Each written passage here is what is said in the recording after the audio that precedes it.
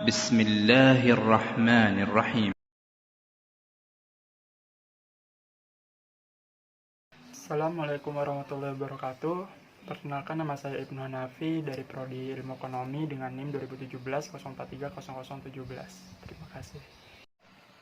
Apa itu arti dari studi kelayakan proyek atau materi kelayakan proyek? Nah, arti dari itu merupakan adalah penilaian terhadap suatu proyek, apakah proyek tersebut dapat dilakukan atau tidak dapat dilakukan. Nah, dalam artian kelayakan atau penilaian proyek ini terdapat dua artian, yaitu dalam cangkupan yang kecil dan cangkupan yang luas. Nah, dalam cangkupan yang kecil ini biasanya dipakai oleh para investor yang tertarik pada manfaat ekonomi dari investasinya. Kemudian dalam cangkupan yang luas, ini biasanya digunakan oleh pemerintah atau lembaga non-profit yang mendapat keuntungannya. Nah, biasanya dipakai untuk para yang cangkupan lebih luas.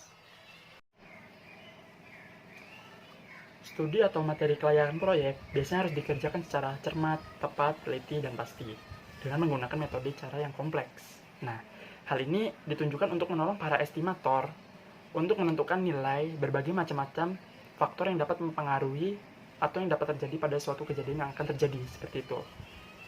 Nah, dari penelitian diadakannya kegiatan studi atau materi kelayakan proyek ini untuk mencegah terjadinya penanaman modal yang sangat berlebihan atau yang cukup banyak, yang mana pada kegiatan tersebut pada asalnya tidak memiliki keuntungan yang pasti ke depannya, seperti itu.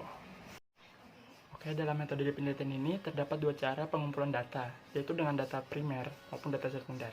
Nah, untuk data primer ini bisa didapatkan dengan cara survei secara langsung atau kita bertanya kepada narasumbernya secara langsung juga. Nah, untuk data sekunder ini bisa didapat dengan cara melihat dari blog-blog atau situs-situs serta dokumen pada sebuah proyek tersebut. Oke, saya di sini akan menganalisis tentang NPV atau Net Present Value.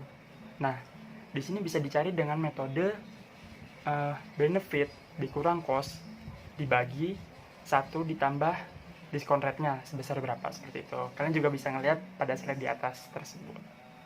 Nah, di sini saya memiliki diskon rate sebesar 20%, seperti itu. Di sini juga saya akan mencari tentang gross benefit cost. Nah, untuk mencari benefit cost ini diperlukan untuk yaitu total manfaat dibagi dengan total cost. Nah, pembagian ini akan mendapatkan tentang BCR atau benefit cost rate.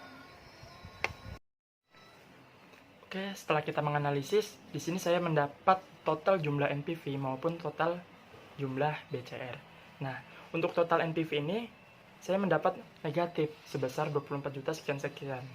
Nah, bisa dibilang bahwasanya proyek Jakarta International Hotel Development ini tidak layak untuk dilakukan. Nah, untuk BCR-nya juga yaitu sebesar 0,26. Kenapa saya bisa bilang tidak dapat dilayakkan? Karena nilainya standar di bawah 0 atau lebih kecil daripada 0. Nah, selesai sekian dari presentasi dari saya. Apabila ada salahnya saya mohon maaf. Jazakumullahu khairan. Assalamualaikum warahmatullahi wabarakatuh.